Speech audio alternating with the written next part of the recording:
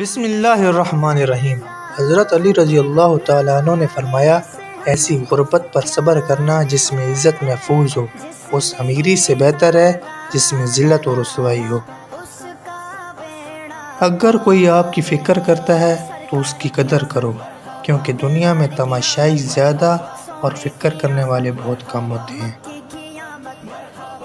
بے شک دنیا اور آخرت کی مثال ایسی ہے جیسے ایک شخص کی دو بیویاں ہوں، ایک کو راضی کرتا ہے تو دوسری روٹھ جاتی ہے۔